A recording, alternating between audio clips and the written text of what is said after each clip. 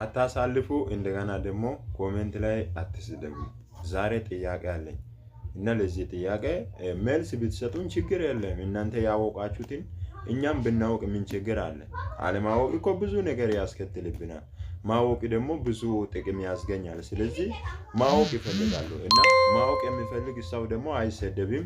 ለምን እንደዛ አልከ አይባልም። ስለዚህ ማወቅ ፈልጋለሁ። እሱም ጥያቄ አለኝ። ማርያም አማላጅ ናት የምትሉ ሰዎች ዛሬ ቀጥተኛ ጥያቄ የሚጠይቀው እሺ ማርያም በሁሉ ቦታ ትገኛለች ወይ? አንደኛ ጥያቄ። ሁለተኛ መላእክቶች ሁሉም ሰው እንደ እግዚአብሔር ሊያውቁ ይችላሉ ወይ? ሁለተኛ ጥያቄ። መላእክቶች በአንድ ጊዜ ሁሉም ቦታ ላይ ይገኛሉ ወይ? ግልጽ የሆነ ጥያቄ መልስ ስጡኝ።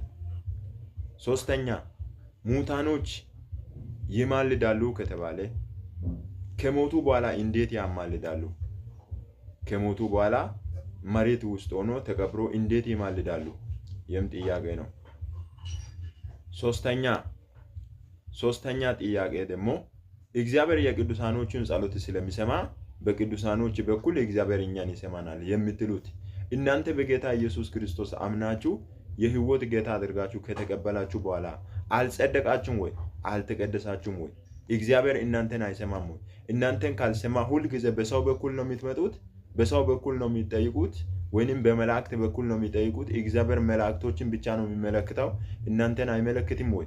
ይህን ጥያቄ በትክክል ከመለሳችሁኝ በትክክል እኔም ደግሞ ለእናንተ ማስረጃ እሰጣለሁ። ጌታ እግዚአብሔር ይባርካችሁ። ይህን ሁላችሁም ሼር አድርጉ።